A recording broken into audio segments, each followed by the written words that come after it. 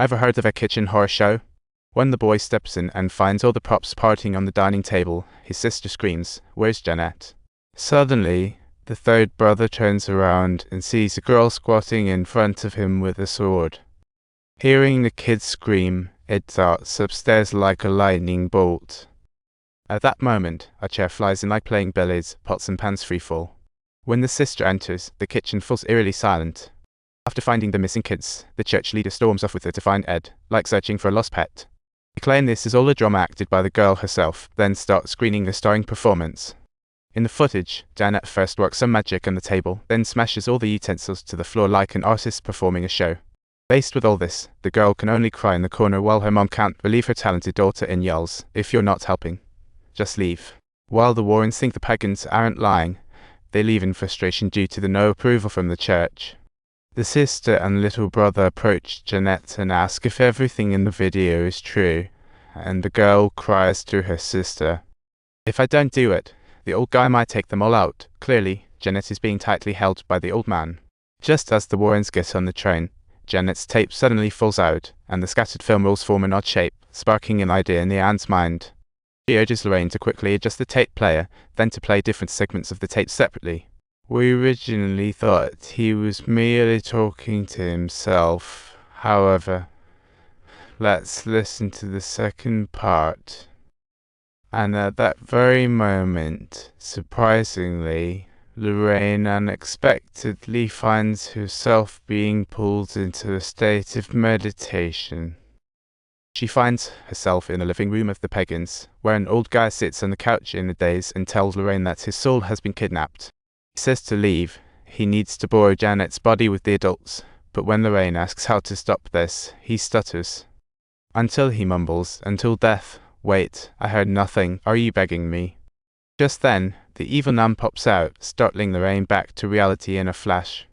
Turns out, Old Man Bill is not the bad guy. He's been controlled by the evil nun all along. He doesn't want to harm Janet, but just wants the pagans to move out. He'd rather let the evil nun keep torturing him than harm the innocent pagans. The duo turns back to save the girl, hoping to stop the evil nun before she does any more harm.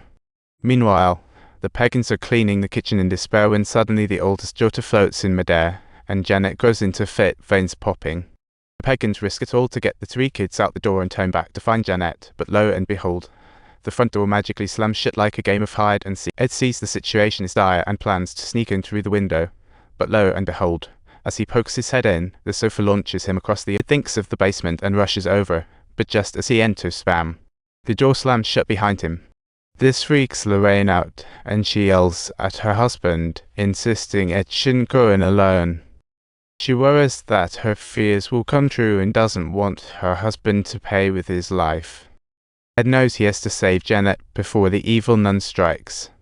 He finds a pipe under the sofa and starts banging it like crazy, finally making a big hole, but then the cheeky heater valve starts spinning, and it gets burned by scalding steam.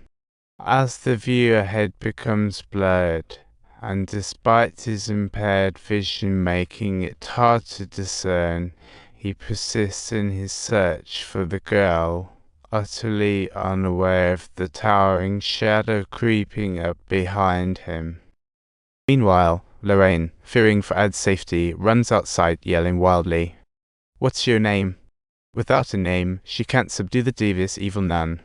Suddenly, she has a light bulb moment and remembers she knew the evil nun's name before even arriving in London. In her dream, the evil nun had told her name already, but she was so panicked back then she didn't look closely at what she had written. So she starts frantically searching for her Bible, just as a sudden flash of lightning strikes a nearby tree, causing her to pause momentarily. The lightning flashes, breaking branches, revealing sharp tips. Lorraine suddenly remembers. In the dream, Ed was pierced by this very branch. Meanwhile, Ed sees a toy music box on the stairs and bends down to take a closer look, only for Big Brother to suddenly jump out. Meanwhile, Lorraine pops out from the floor, and Ed finds Jeanette in the room. A mere lift of her leg could turn the window into broken glass. But the daughter is clearly unaware of her actions. She lifts her leg and goes flying out, but quick-eyed Ed manages to catch her just in time. Just when it seems Ed is about to fall, Lorraine rushes to grab him, only to be pinned against the wall by the evil nun. In that moment, Lorraine quickly recites an incantation. In the name of the flowers, beneath the name of the heavens, and by the name of God, I vow to bring you back. As her incantation concludes, the evil nun begins to fade away slowly. Lorraine slips down, and just as Ed and Janet are about to fall, she leaps to grab both of them, successfully averting disaster. Lorraine not only pushes back the evil nun, but also breaks its death prophecy. After watching the movie, I was most touched by the bond between the Warrens. Lorraine knows this trip is fraught with risk, yet she still chooses to accompany Ed in danger. She'd rather risk her life to protect him. Just like Ed is willing to put his life on the line to save a little girl. Their love flows like the tide, embracing those they cherish and sheltering those in need. It's this great love that allows the pagans to reunite safely, freeing Janet from sleepless nights, even though her dad doesn't show up in the story. According to Peggy, her husband has had twins with someone else and lives at the end of the street, yet he's never given those kids the love they deserve. Don't forget to subscribe to our channel.